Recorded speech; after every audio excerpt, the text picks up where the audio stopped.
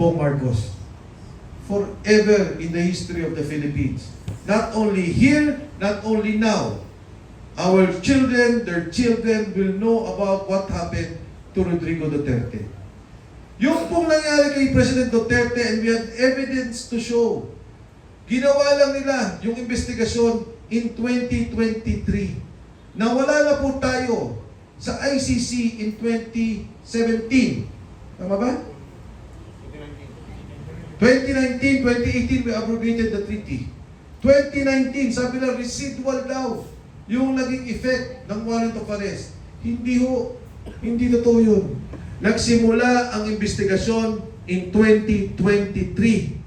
At ang gumawa ng investigation to frame up, to put down and to put Duterte, to detain him and to bring him in The Hague was no less than the Philippine government headed by Bongbong Marcos.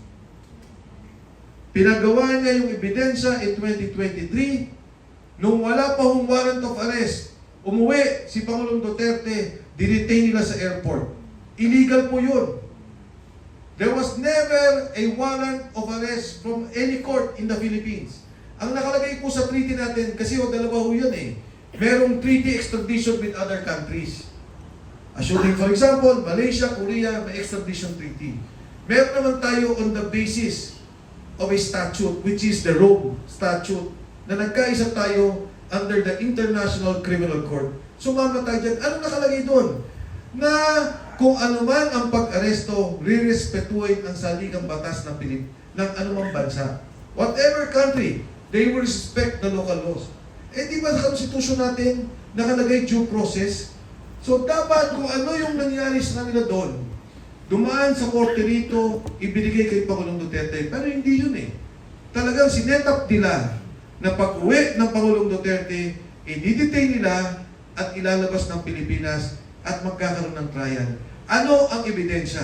Ang evidence ng galing mismo sa mga tao ng Republika, sa mga tao ng gobyerno. And why is ASEAN very important now? Why is ASEAN very important here?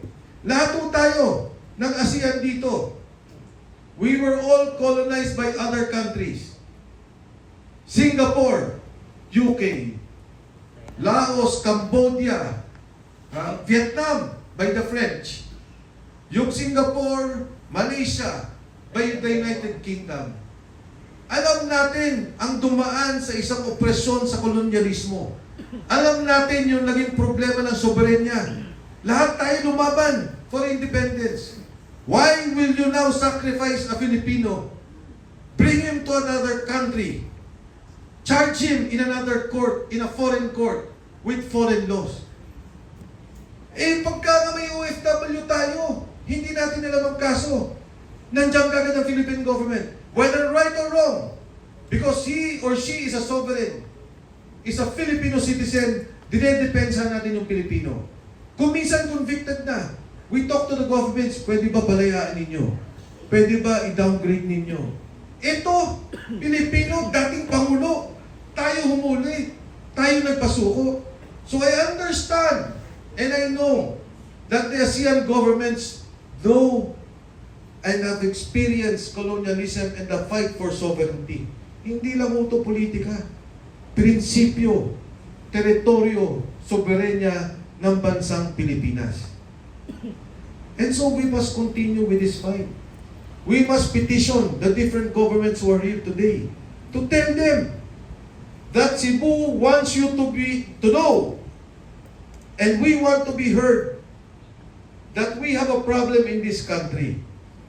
That our leader, former leader, a Filipino, was taken, arrested, detained, and brought against his will to another court, to a foreign court.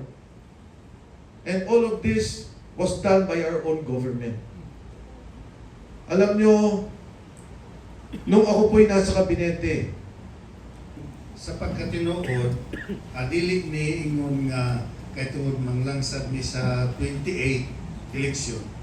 Nagsugod ni kadto yung gikidnap na si Digong.